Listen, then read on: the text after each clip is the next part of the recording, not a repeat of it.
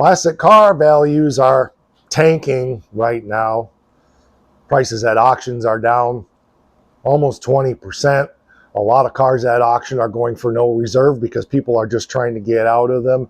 Things are definitely on a decline, and I'm not making it up. It's an unpopular opinion here on Talk About It Tuesday. Stick around. I'm Mike, and you are watching My Car Shop.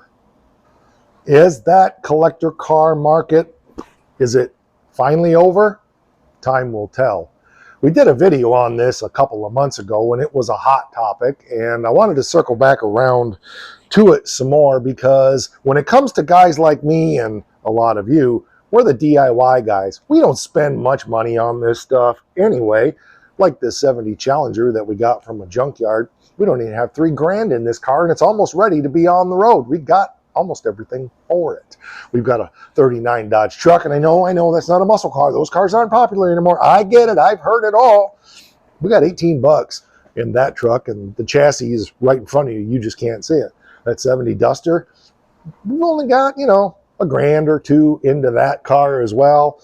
Just not a lot. And that's a numbers matching 9,000 mile car. You might not believe it because it basically came out of a swamp.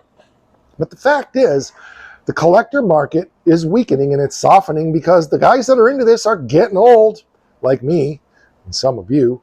Yeah, there are young guys that are into it. I get that. But the sheer numbers of our generation and the previous generation, they're just not there anymore. And that's just the reality. Supply and demand, it's changing. I occasionally will have to do research, kind of a self-appraisal thing for some of my own cars. What you see here is only a drop in the bucket to what's around. And I see those values going down. And in fact, I recently got into a discussion with my insurance company because I put a value on a car based upon comparable sales that they didn't agree with. And I ended up having to come down 10 grand on my assessed value on that car because they were able to prove that, yeah, what I saw, those were a while ago, and the more recent sales that I hadn't seen that I was using for comparables, it's down a little bit. So yeah, it's happening. Watch the auctions, don't watch the asking prices. Watch what things are actually selling for. There's several projects that I follow on Marketplace, project cars. They haven't moved for 2 years, and they're still sitting there. The price is creeping down. But if they want those cars to sell, they're going to have to come down a lot more. Now, here's the really, really good news, and this is the exciting thing for me. As those values are going down, that means more and more cool stuff is going to be available for deals. A matter of fact, I just saw one on Marketplace, a guy a couple years older than I am, pretty old, is selling out his entire garage full of stuff. Now, back in the 90s, I used to buy out garages. That was a business that I had. I would go in and for pennies on the dollar, I would buy out an entire garage and take trailer loads of parts and engines and stuff back to my shop where I would disseminate it and sell it off. It was a pretty good business, and quite frankly, I'm thinking about doing it again because values are starting to come down. But what I saw on Marketplace recently was a guy a couple hours south of here has several big pole barns full of parts, and he's saying pickup loads, just come and get what you want. It's this much for a pickup load. If you want a whole trailer load, it's this much. And I think for a trailer load, I'm sure there's some stipulations on what those things are, but I think he was looking for 500 bucks for a trailer load. Now, back in the 90s, I was buying out entire garages for $500 to $1,000. So, but still, it's heading that direction because I've seen these guys, they're trying to sell this stuff. And in fact, I've got a bunch of stuff for sale too it's just not moving. And I know if I want it to move, I got to bring my price down. That's just the market. It's soft. And I don't see it getting any better anytime soon. I think that's a hard pill to swallow, and the last episode that I did on this kind of proved it. There was some strong opinions. It's fine. Everybody's welcome to their opinion.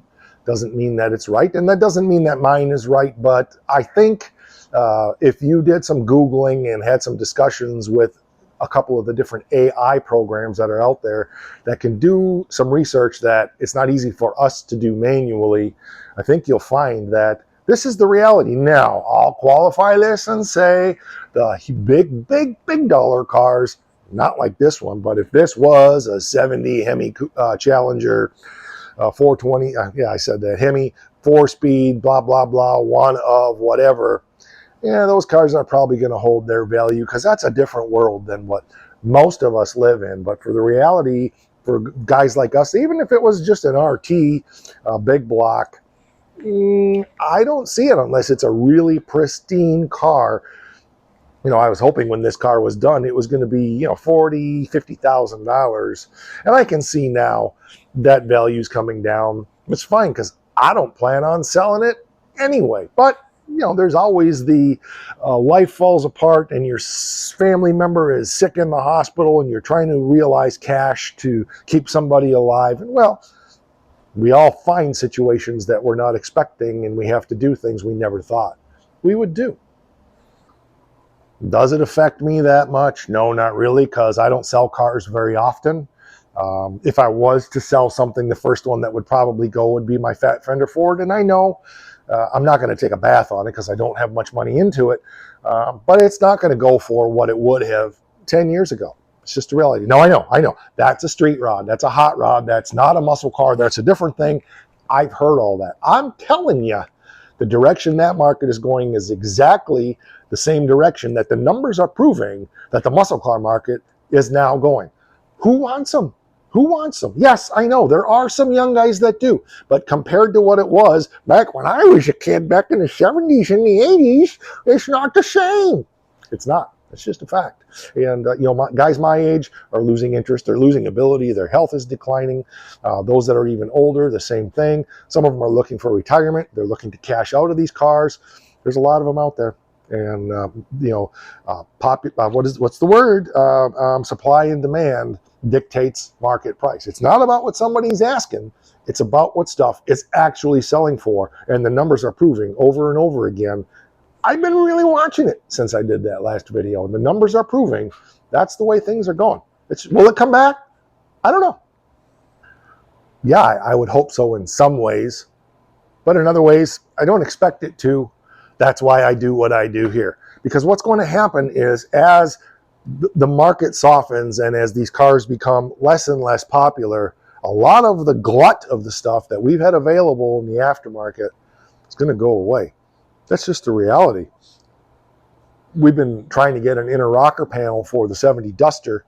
We were not able to find one, so I'm just going to make one for that. No big deal. And somebody will drop in the comments, well, so-and-so has them here now. Well, they didn't 2 years ago when I was looking, and I made the decision, screw it. I'm tired of waiting. We bought some floor pans. We bought the transmission cross member just to expedite that project. I searched around for quite a while for that rocker, and nobody was making it. So I'm just going to make one for it. That's fine. But the point here is, as the market softens and people aren't buying stuff, companies can't continue to make stuff because they have to maintain a certain level of sales. And let's also be realistic. The more cars that get restored, the less need there is for parts. So that bubble also is on the downward side, whether we liked it or not, whether we want to admit it or not. That's a fact, Jack. For guys like me, the unavailability of parts doesn't matter. Yes, we hand fabricated almost everything, including rear frame rails, out of sheet metal for this car because I just wanted to see if I could do it. Yes, everything for the most part was available, although it took me a year and a half to get this quarter panel, the other quarter panel. This quarter panel took me 6 months. The other quarter panel took me a year and a half to get because of supply chain issues. Yeah, you can buy a lot of this stuff. But what do you do for a car that stuff's not available even today? You make it. It's what we used to do. And we want to demonstrate some skills and some techniques and so forth that can get you through no matter what supply chain issues, and you can learn the pride of making stuff yourself. So it's cool that way. Yes, there's a lot more stuff that's going to become available at much lower prices. The car prices are going to come down on a lot of the, I'll call them median cars and less, not the big dollar stuff that I think is going to stay up there because that's in the unobtainium world that most of us don't live in. All right, I'm opening myself up for it. I know it. It's an unpopular opinion. I said that coming right into it. Drop it down there in the comments. But don't just give what you feel. Don't just give what you think. Do the research. Find some numbers. Prove me wrong. That's the challenge for you. All right, that'll do it. We'll catch you on the next one. Oh yeah, we have channel memberships here for as little as $5 a month. You can become a channel member and get all kinds of behind the scenes content and members only exclusive stuff. All right, that's going to do it for this one. I appreciate you being here. Like I said, it is an unpopular opinion. It's okay. Oh yeah, I almost forgot. And it is important. Don't forget.